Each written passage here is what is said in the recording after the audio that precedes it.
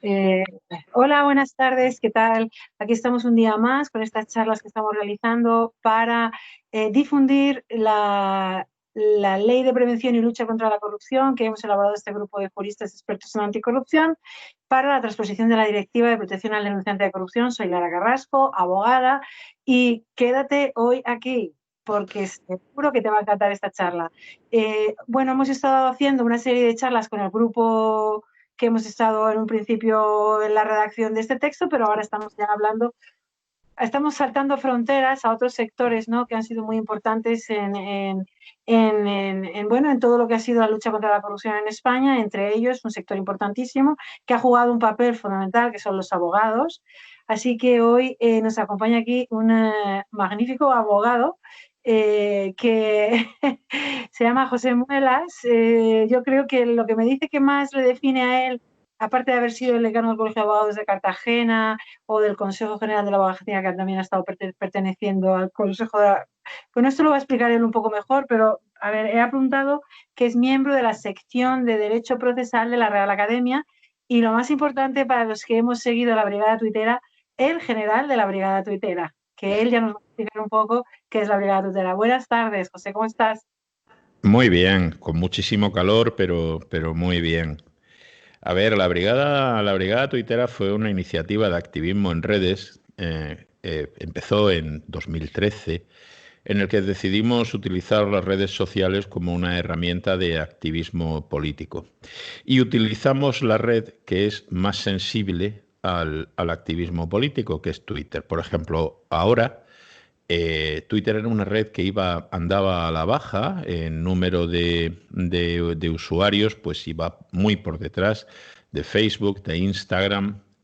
Pero sin embargo, las protestas en Estados Unidos con motivo de la muerte de este ciudadano de color, pues ha hecho que el uso de Twitter se dispare exponencialmente. En España el uso de Twitter también se disparó con el 11M y siempre ha sido una herramienta tecnológica muy apropiada para poner de manifiesto las injusticias que ocurren en un país. Nosotros empezamos nuestro activismo contra las tasas, contra el proyecto de tasas judiciales del ministro Ruiz Gallardón, pero realmente nuestros objetivos estaban en el manifiesto y están en el manifiesto del movimiento T, de la Brigada Tuitera. La Brigada Tuitera, como puedes imaginar, es un juego de palabras. En Internet todo hay que gamificarlo y hay que convertirlo pues como en un juego, ¿no? Entonces los miembros de la brigada pues no eran miembros normales, eran húsares. Es decir, esto era un juego, esto remedaba la carga de la brigada Twitter, la carga de la brigada ligera del poema de Tennyson. El primer tuit era una cita de un libro de poemas de José María Álvarez, un poeta que hacía una cita de un texto de Murieron con las botas puestas, ¿no? Decía, mi general, el regimiento se pone en marcha. Dice, puede venir con nosotros si lo desea. Dice, pero ¿hacia dónde? Y dice, bueno, hacia el infierno o hacia la gloria, depende del punto de vista, ¿no? Y el tuit aquel, pues me costó el mote y me costó el apodo de hacia dónde general. Y nada, y me quedé con general, pero no pasa de ser un apodo, o sea, un usar más de la brigada, ¿no? Y esa fue nuestro debut y a partir de ahí pues utilizamos la influencia en redes sociales para acciones coordinadas en redes sociales para tratar de ganar espacios de influencia más allá de allí, ¿no? Y desde el principio pues denunciamos tres cosas fundamentalmente. En primer lugar, las tasas, eso era evidente. En segundo lugar, la ausencia de medios de la justicia española, ¿no? Teníamos un eslogan interesante que probablemente encaja bien en estas charlas, ¿no? Uno de los tweets que desde luego se vendían muchísimo era el dime cuánto inviertes en justicia y te diré cuánto odias la corrupción, ¿no? Es Ya. decir, en una parte del manifiesto del manifiesto de T, del manifiesto de la brigada, en el que no solo había abogados, había jueces, había funcionarios. Es un movimiento que abarca todas las capas. Luego tenemos la red de abogados de abogadas y abogados, pero eso es solo para abogados. Pero la brigada es un movimiento abierto a todo el mundo, ¿no? Y ahí, pues, la lucha contra la corrupción era uno de los capítulos iniciales y entendíamos que el mejor medicamento contra la corrupción era disponer de una justicia con los medios necesarios, de una justicia cercana y orientada al ciudadano y de una justicia que por supuesto fuese accesible para todos, ¿no?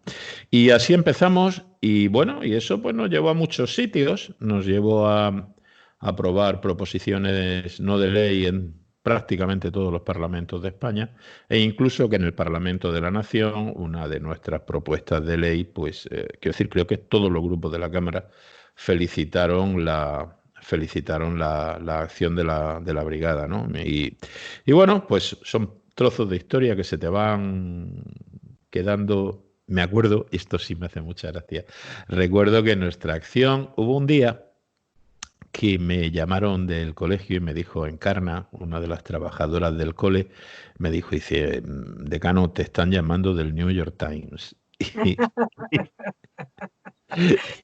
Y es ese momento en el que dices, veamos, somos un país somos los últimos del furgón de cola y están llamando a Cartagena, que debe ser una de las ciudades del furgón de cola, de este último vagón de cola de este tren. Bueno, pues para mi sorpresa, no ha durado mucho, pero sí que salió. Se creó en Estados Unidos una startup, creó una aplicación, una red social que curiosamente se llamó Brigade, la brigada, y que tenía objetivos pues muy parecidos a los que tenía la brigada tuitera, si bien yo creo que muchísimo peor enfocados, ¿no? Porque no contemplaba determinados aspectos del ser humano que hay que cuidar mucho cuando hablamos de este tipo de interacciones. Y nada, pues esa es una de esas cositas que uno no le voy a contar a los nietos porque no tengo hijos, pero se las podría contar a los nietos, ¿no? Eso está muy bien. Escucha, claro, tuiteros, antes de empezar a hablar un poco sobre el proyecto, la directiva y eso y todo lo que podamos decir sobre la directiva de protección al denunciante de corrupción y la propuesta de ley que hemos hecho el grupo de expertos anticorrupción, en la descripción del vídeo abajo tienen los links a la web de corruptil.com. Pueden acceder a la directiva, pueden acceder al texto de ley, pueden acceder a quienes formamos parte del grupo. Dentro del canal de YouTube tienen también más charlas de los expertos que, bueno, hemos ido haciendo este tipo de charlitas para difundir un poco qué está esta directiva. Y antes de todas las cosas que has dicho, me encantan muchas de ellas que las podemos mencionar a posteriori, sobre todo, bueno, el positivismo, que hablamos mucho que hay que salir de la indefensión aprendida porque se pueden hacer muchas cosas si te organizas bien con un grupo. Desde luego creo que esa es vuestra experiencia, la mía, y con el grupo anticorrupción lo mismo también.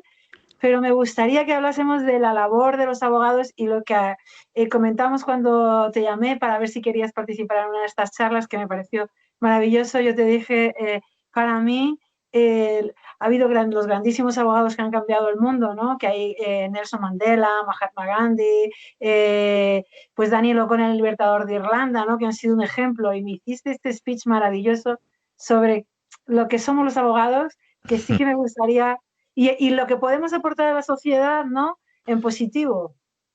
Hombre, el speech no es mío. El speech, el speech es de Piero Calamandrei. Piero Calamandrei es un tipo que estudiamos muy a menudo en los libros de derecho procesal y bueno, y supongo que pensamos de él que es esa típica rata de biblioteca o ese catedrático que da clase y no, no, no. Piero Calamandrei era sobre todo un abogado de pata negra, ¿no? Además era un tío que los tenía magníficamente puestos. Él empezó en la Primera Guerra Mundial y acabó de coronel. Es decir, no era ningún cobarde.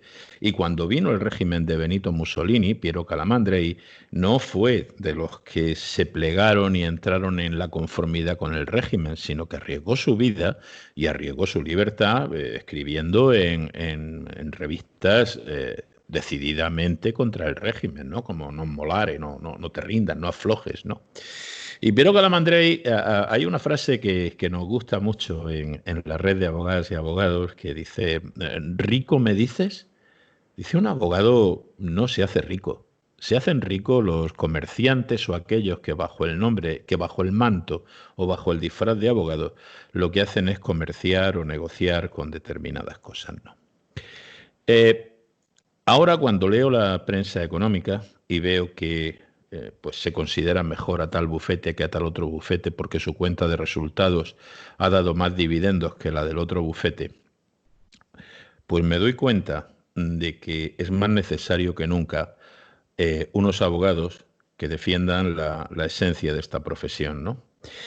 Mira, para Cicerón, cuando Cicerón le preguntaron cuál era la retribución de un abogado, dijo que eran 3 cosas, y ninguna de ellas era el dinero, por cierto. La primera era el agradecimiento de su cliente, claro. La segunda era algo muy romano, la admiración del público que le hizo trabajar. Pero la más importante, la tercera, era la esperanza de todos los que sufrían injusticia en que, con hombres y mujeres como esos, su injusticia podría ser remediada.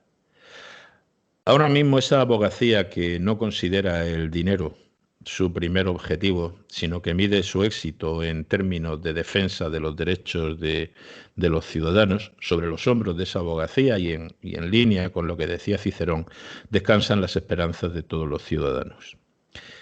Las 7 primeras palabras de la Constitución española, que nos explican por qué los españoles decidimos vivir juntos, son exactamente la nación española deseando establecer la justicia, y dice la justicia. No dice las provincias, no dice el régimen fiscal aduanero, dice la justicia, el primer valor. Y sin embargo, obras son amores, es como este marido que le dice a la mujer, te quiero mucho, cariño, y la mujer le dice, ni te acuerdas de mi cumpleaños, ni te acuerdas de nuestro aniversario de boda, ni te acuerdas de sacar al perro a pasear por la noche. Bueno, pues ese te quiero mucho de la Constitución a la justicia, ese que es el primer valor, luego miran los presupuestos generales del Estado, miran lo que este Estado invierte en justicia o desea o trabaja porque la justicia, el primer valor que dan origen a la nación española, se lleve a efecto y te das cuenta que es absolutamente lamentable, que no es más que una palabra puesta en el preámbulo de una Constitución, pero a la que casi nadie, en el fondo, con el corazón e incluso con algo que hay un poquito encima del corazón, con la cartera, está dispuesto a subvencionar. Pues Así fíjate, que, sí. ay, perdón. No. Fíjate que cuando estábamos, bueno, varias cosas también quería comentar sobre el tema de los abogados, no me quiero ir de ahí porque Sí. me gustaría, antes de comentar una charla que hicimos sobre las acusaciones populares y mantener la figura de las acusaciones populares, en un momento que Ruiz Gallardón dijo que había que eliminar la figura de las acusaciones populares, claro, para los políticos esta figura no es nada agradable, pero la promoción si tú dices que la promoción de la justicia pone de manifiesto efectivamente no las palabras, sino aprobar leyes y dotarlas de medios, sobre todo justicia sin medios no es justicia, esto está claro. Exacto. Que es una de las cosas, pues figúrate tú en anticorrupción, bla, bla, bla, bla, bla, bla, bla, bla, bla, que es 0 euros. Instituciones que luchan contra la corrupción en España, que no estén fiscalizadas por la clase política española, no hay. Está la Agencia Valenciana Antifraude, la Agencia Catalana, que me parece que tiene mayor dependencia, no es tan independiente como la valenciana, y una balear. Punto, chimpún, porque luego la Fiscalía, en muchísimos casos en anticorrupción, se pone de manifiesto que es autónoma y no independiente. ¿Vale? Si de los gobernantes dependiera, la instrucción la llevaría a cabo la Fiscalía porque se le controla y además se eliminaría la acción popular. El tema de la acción popular está probablemente no hay libro que mejor lo explique que Jeremías Bentham, que un texto de Jeremías Bentham, en el que explica que efectivamente para la persecución del crimen, para la persecución del delito, hay que abrir la posibilidad de acusar a tantas cuantas más personas sea posible. La acusación popular es parte integrante del sistema judicial e incluso de la tradición judicial continental, no anglosajona, continental y española. Hay muchas formas de que los ciudadanos participen en la administración de justicia. El jurado es una de ellas, pero no es la única. La acusación popular es una de las formas más grandiosas que la democracia tiene de que el pueblo participe en la acusación en la administración de justicia. Y que cuando entiende el pueblo que la administración no está persiguiendo aquellos delitos que debe perseguir, porque a veces es la propia administración la que los comete, permitir que los ciudadanos puedan participar en la administración de justicia no es más que una expresión de democracia. Y limitar esa participación es uno de los mayores atentados que se puede llevar contra la participación del pueblo en la administración de justicia, que es un valor constitucionalmente reconocido también. Desde 1998, desde el libro blanco que pactaron Partido Popular y Partido Socialista, y que lo pactaron en contra de la opinión de todos los catedráticos de Derecho Procesal que tenían algo que decir en España, el objetivo y todas las reformas de la Administración de Justicia han sido todas tendentes más a controlarla, no más a controlarla, inequívocamente a controlarla, que a facilitar su democratización y la participación del pueblo en todas estas, en esta administración. Y no es extraño que hayamos vivido desde 1998 hasta nuestros días la más espantosa época de corrupción política que se ha podido vivir en España. Porque si algo ha caracterizado estos años, que han ido desde entonces hasta ahora, ha sido por la sucesión de catástrofes, la sucesión de casos de corrupción política que han llevado incluso a las más altas magistraturas de este país a la cárcel. Antes de que, porque es que a mí me parece muy, muy importante decir que esos casos de corrupción los ha promovido acusaciones populares con unos abogados superpotentes detrás, que uno de ellos es mi mentor, Mariano Benítez de Lugo, que ha hecho una labor en la instrucción de Gürtel increíble.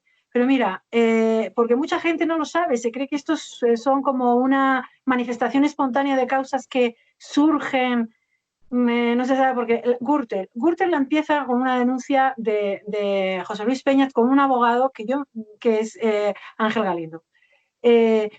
Ángel Galindo hace poco hizo un tuit que yo me quedé impresionada, ¿no? Pero pregunté, ¿tú cómo pudiste hacer todo esto? Que eran no sé cuántos procedimientos sobre la vulneración del derecho fundamental de José Luis Peñas cuando todavía era concejal del ayuntamiento para hacer valer no sé qué cosa. Yo ya no me acuerdo, ¿no? Pero yo no sé, se vio obligado a interponer 150 recursos de no lo sé. Esta denuncia con detrás un abogado impulsándolo, después se persona una acusación popular que es la acusación popular Haddadi, que ha sido la que ha hecho un impulso procesal fortísimo con otro abogado que es Mariano Benítez de Lugo, que medalla de honor del Colegio de Abogados de Madrid, con una instrucción fantástica, que ha tenido muchos hitos en este proceso, ¿no? De la Gürtel. Pero es que en Bankia estaba Andrés Herzog. Probablemente en todas las que son más pequeñas y menos conocidas, en pequeñas provincias, siempre hay una acusación popular con unos abogados locos que se tiran ahí batallando durante años y contra viento y marea. Mayoritariamente sí. Y entonces, en muchísimas ocasiones la Fiscalía ni se adhiere, es completamente contrario a la Fiscalía, completamente contraria, archiva, solicita archivos si puede, en fin, o sea, es decir, la gente no sabe la importancia de la acusación popular y de la instrucción de procedimientos, que toda esta podedumbre ha salido y ha emergido porque había grupos pequeños de abogados y de acusaciones populares en sitios distintos haciendo una labor que le correspondía haber hecho a la Fiscalía y a los órganos de control, que están todos controlados. Dicho esto, muy interesante, si nos están escuchando abogados que les pueda interesar, cuál es la propuesta para la transposición de la directiva en lo que se refiere a la tutela judicial, ¿no? Estamos hablando de hacer una celeridad en la instrucción, es decir, igual que sucede en violencia de género, que se ponga por delante, estamos hablando de miles y miles y miles y miles de millones de dinero público, así que es una prioridad protegerlo y que cualquier corrupto o corruptor se vea inmerso en un procedimiento judicial muy rapidito y que, en fin, medios económicos, formación de jueces, de fiscales, concienciación. Muy interesante la tutela judicial en lo que es la transposición de la directiva. Y en la directiva se habla no solamente de la protección al denunciante de corrupción, sino también de la institución que debe impulsar todas estas medidas, que es una institución independiente. En ¿Qué efecto. sucede? ¿Qué pasa con la justicia? ¿Por qué no funciona en las causas de corrupción política? Porque no es independiente. A ver, que la justicia española no es independiente no es una opinión, es un diagnóstico. Y es un diagnóstico que establecen todos los grupos del CPG, el Consejo de Europa, la parte que se dedica a la gobernanza del Poder Judicial dentro de las instituciones del Consejo de Europa. Es decir, que nuestra forma de elegir el Consejo General del Poder Judicial no permite la independencia judicial, o al menos la pone en cuestión, es algo que ya no es opinable, que es simplemente un diagnóstico. Pero es que además la Administración de Justicia, que es en general el único estorbo que tienen los malvados, se ve incluso acosada. Mira, esta directiva que mencionas es una directiva que, entre otros, impulsó fuertemente miembros del Partido Pirata. Por lo menos yo tuve ocasión de hablar con una diputada alemana, con una eurodiputada alemana, que estaba impulsando esta directiva de los whistleblowers. Pero es que en el mundo de la informática, la acción de los estados.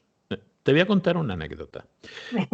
Cuando se filtró los cables de Wikileaks, sabes que se filtraban bueno, simplemente pues el gobierno de los Estados Unidos pues llevaba a cabo determinadas acciones propias del espionaje para conocer qué es lo que hacían determinados. Y entonces, bueno, pues se filtraron cables sobre Angela Merkel. A mí me preocupó, digo, ¿y qué informará la embajada de Estados Unidos en España sobre la Administración de Justicia española? ¿Le interesará lo que hacen los juzgados y tribunales españoles? Y por no ponerme a buscar en toda la base de datos de cables, que era inmensa, me hice una base de datos PostgreSQL para poder acceder a todo aquel mare magnum de cables, decidí evaluar únicamente aquello que tuviera relación con la región de Murcia. Traté de encontrar todos los cables que había mandado la Embajada de Madrid a Washington en relación con la región de Murcia, y sí, prácticamente todos los cables tenían que ver con mi ciudad, Cartagena, y algunos de ellos pues los entendías como razonables, ¿no?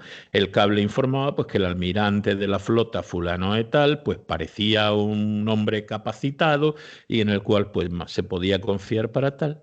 Pero entre todos esos cables hubo uno que me espeluznó, porque tenía que ver con la actuación del juzgado de instrucción número 4 de Cartagena. Y estaba informando respecto del comportamiento del juez de ese juzgado. ¿Qué les parecía? Que no defendía debidamente los derechos de propiedad industrial de determinada empresa en los Estados Unidos. Si alguien se plantea si los jueces y los tribunales españoles son monitorizados, ya puede empezar a saber que no. Le bastaría con mirar en Wikileaks. Al menos ya les digo que los jueces de mi ciudad han sido monitorizados. Y me extrañaría que los jueces de Madrid, Barcelona, Bilbao, Sevilla no lo fueran exactamente en la misma medida que lo son los de Cartagena. Y observemos qué es lo que pasa cuando alguien denuncia espionajos de esta especie. Nos basta ver el caso de Edward Snowden o nos basta ver el caso del propio filtrador del escándalo Wikileaks. Esta situación, el espionaje, las nuevas tecnologías, también nos han puesto en una tesitura. Sabemos que los estados ejercen de Leviatán, sabemos que los estados ejercen de Gran Hermano.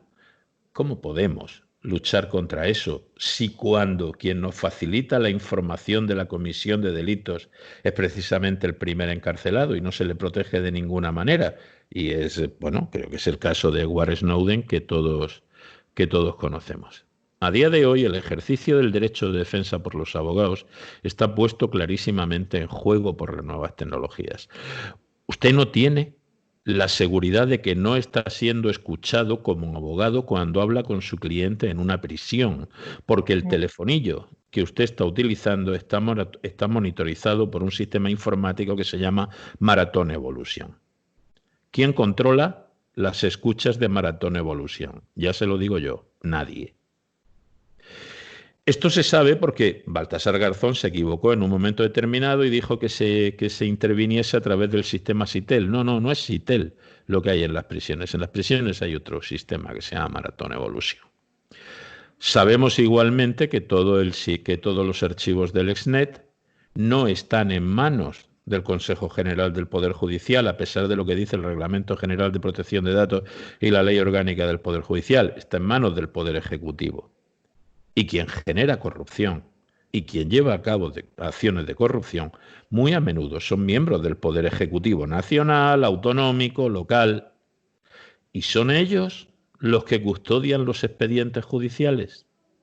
Porque en Madrid sí que custodia toda la zona ministerio, pero en Cataluña la custodia el conseller de Justicia de la Generalitat, y en el País Vasco otra persona, y en Canarias otra persona, y en Andalucía otra. Si no entendemos, si no entendemos que la informática es el sistema nervioso de nuestra administración de justicia y cedemos nuestro sistema nervioso, lo ponemos en manos de un poder diferente del propio poder judicial, lo que tenemos es una administración de justicia zombie, porque está no solo controlada muy a menudo desde arriba, desde el Consejo General del Poder Judicial, premiando la docilidad en determinados jueces, sino que incluso instrumentalmente un juzgado no funciona o sin que exista la posibilidad de que sea monitorizado por un poder ejecutivo corrompido.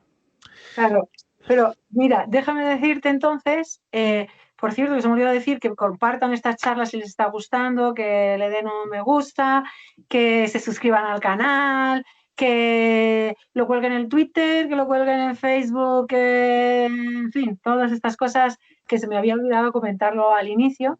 Pero, por tanto, yo cuando leí la Directiva de Protección al Denunciante de Corrupción y además la propuesta que hemos hecho el grupo de expertos, que es un amplio grupo de expertos multidisciplinar y que llevamos muchos años en esto, ¿no? de dar una respuesta de verdad integral, y yo lo que he visto es que la ciudadanía entera debería centrar, o sea, poner el foco en que todos juntos lleguemos al Congreso de los Diputados con esa propuesta de ley y logremos impulsar que se apruebe en la práctica totalidad de los términos que está recogido, o al menos en un 90%, ¿no?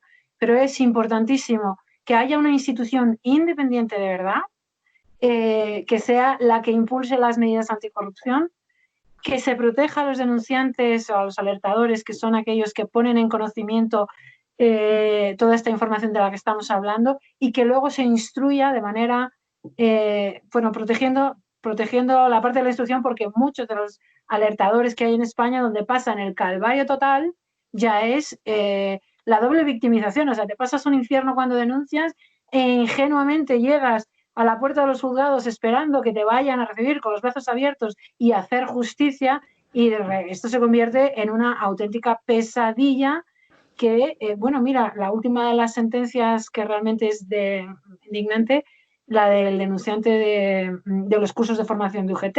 Pero vamos, hay millones de ellos, denunciantes, que en este momento están viviendo un infierno, intentando proteger lo que es de todos y no pudiendo hacer nada más que, bueno, terminar con un final bastante duro. Así que casi hemos llegado a la media hora.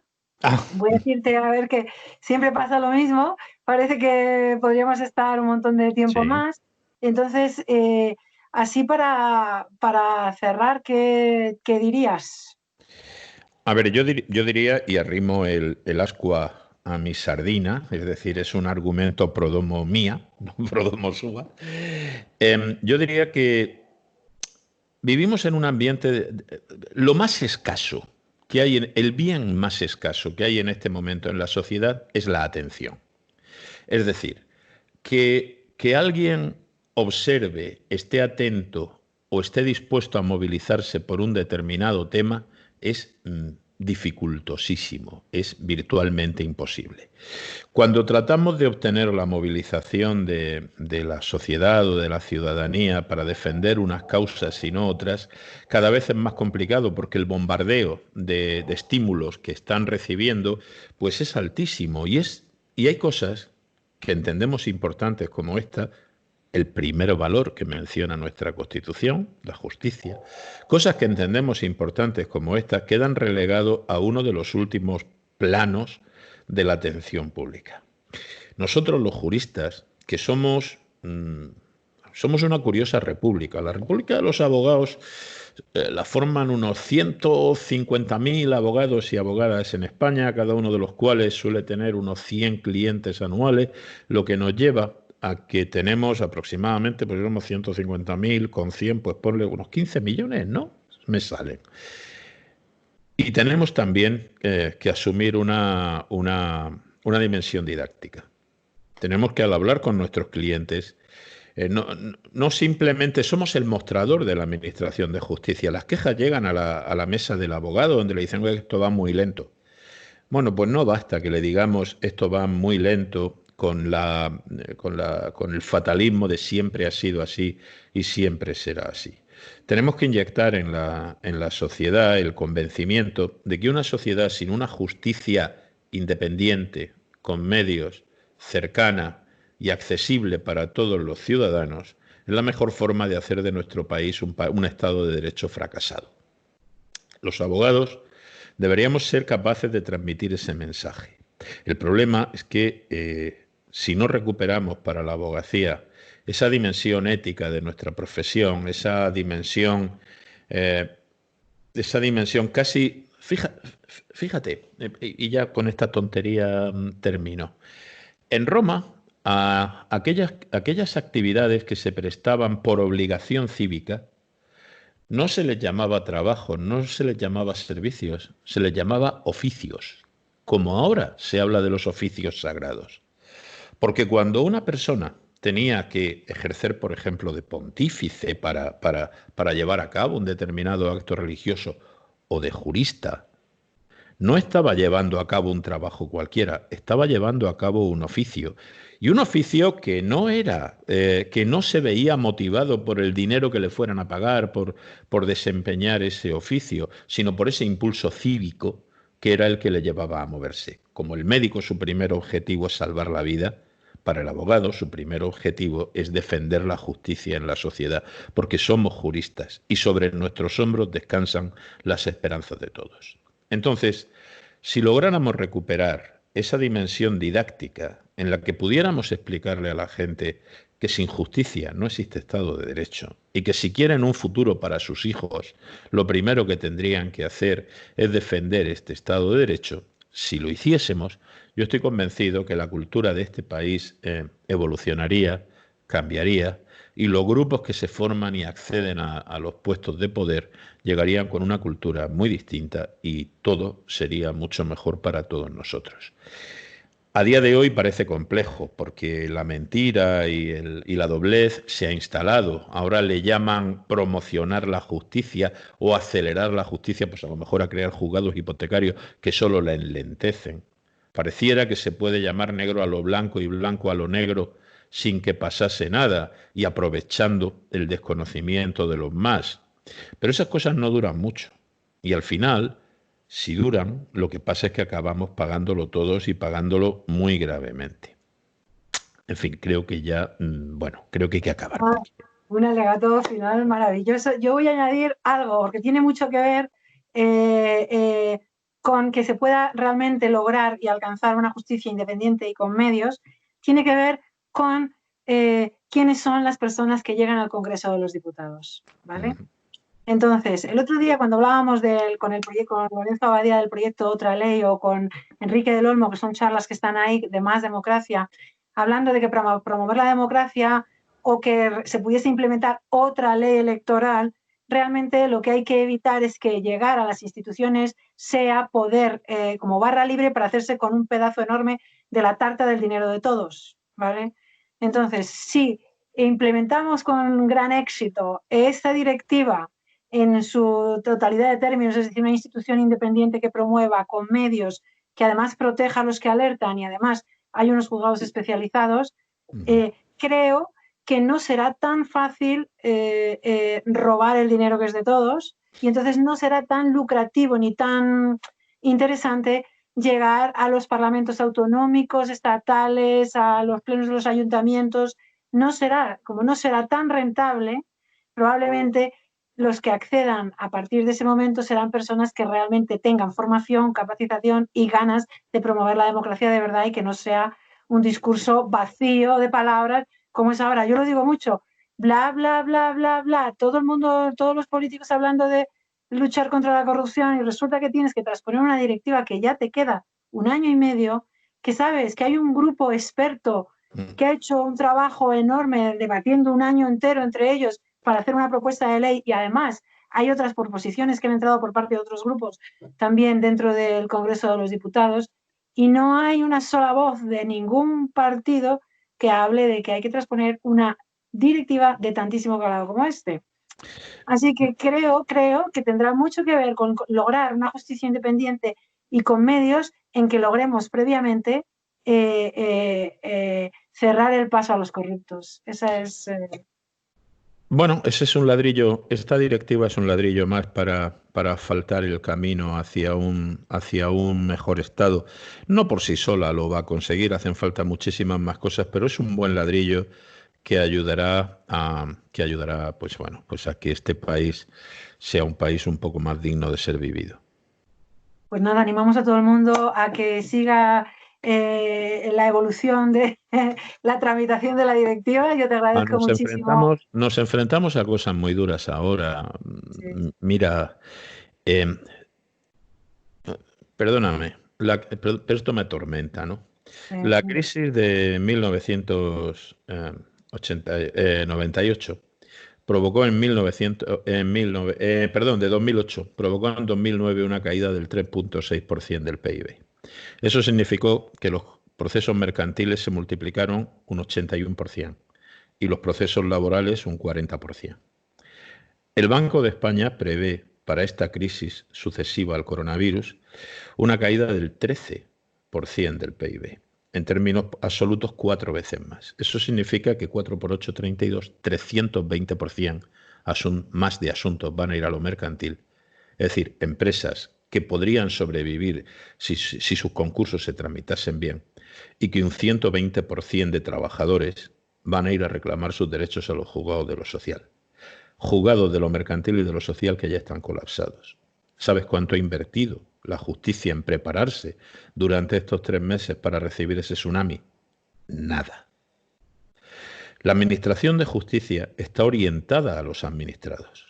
Y sin embargo pareciera que la administración de justicia en España es un algo autorreferencial del que nadie espera nada. No, pero si la administración de justicia nunca solventó los problemas de nadie.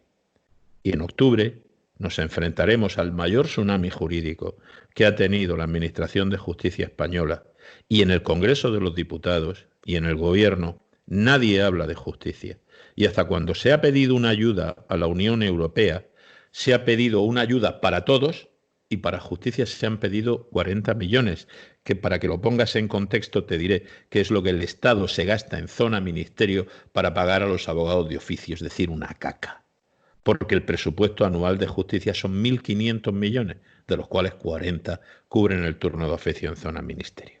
Sin un euro, con un 300 y pico por ciento más para los juzgados de lo mercantil, convertiremos los juzgados de lo mercantil en un cementerio, en un tanatorio de empresas, y los juzgados de lo social en otro cementerio de empresas, en otro cementerio, en este caso, de trabajadores. La administración de justicia le va a fallar a los ciudadanos y volveremos a demostrar a los ciudadanos que esta administración, que este trampantojo de administración no les sirve para nada o para casi nada. Empezar porque sirva para depurar los máximos órganos del Estado, empezar para evitar que quienes mandan se aprovechen de su cargo, es uno de los mejores ejemplos, es una de las mejores doctrinas, es uno de los mejores mensajes que se puede mandar a la sociedad en su conjunto. Una sociedad que a día de hoy espera ya nada o casi nada de la justicia. No quiero que sea un mensaje negativo, no quiero que sea un mensaje decepcionante, sí quiero que sea un mensaje que motive y que nos haga darnos cuenta de que no existe un Estado ni existe convivencia posible si no cuidamos primero esa relación justa entre todos los ciudadanos y ciudadanas de este país. Y eso debería movernos a escuchar los discursos y contar cuántas veces se dice la palabra justicia en los discursos de cada uno, porque a día de hoy la palabra justicia o el nombre abogado es que no se pronuncia ni una sola vez. Voy a añadir dos cosas antes de irnos, Sí. que quiero decir, que lo decimos también mucho, que ahora más que nunca, en la transposición de la directiva y la aprobación de la Ley de Prevención y Lucha contra la Corrupción, porque la lucha contra la corrupción es una medida económica de primer orden. Si se Sí. implementase esta ley de una manera rápida y además con voluntad política, se podría recuperar miles y miles y miles y miles y miles de millones. Entonces, esta reconstrucción sería más viable. Y luego, dentro del grupo que han colaborado, los jueces que han colaborado, que tenemos en común a magistrado Jesús Villegas, fantástico en sus Sí, argumentaciones. cierto. Hay otro juez, que es Sacairo Sánchez Lázaro de Cantabria, que está promoviendo los juicios telemáticos, ¿no? Entonces, dos cosas que podrían un poco poner la tecnología en la justicia, pero además a tope, para hacerla mucho más eficaz y que acelere un poco todos los procesos. Y luego la implementación y la aprobación, la tramitación de esta directiva. Y con eso voy a despedirme diciendo que cuando termine verán un circulito que es el logo de Corruptil. Si pinchan ahí se podrán suscribir, que tienen un montón de charlas interesantísimas con todos gente que han estado años dedicados a la lucha contra la corrupción. Están los jueces, los abogados, los activistas, los alertadores, periodistas, empresarios. Es un grupo muy amplio, que pueden escuchar las charlas ahí, que son muy interesantes, y que las compartan también. Y muchísimas gracias por haberte prestado. Me ha encantado. A mí me encanta lo de los abogados. Tengo que decirlo que es, en fin, lo llevo aquí en el corazoncito. O sea que ha sido un placer conversar contigo. Igualmente, el placer es recíproco. Pues seguimos en contacto y nos seguimos viendo. Y muchas gracias por escucharnos, a los que nos escuchan. Hasta luego.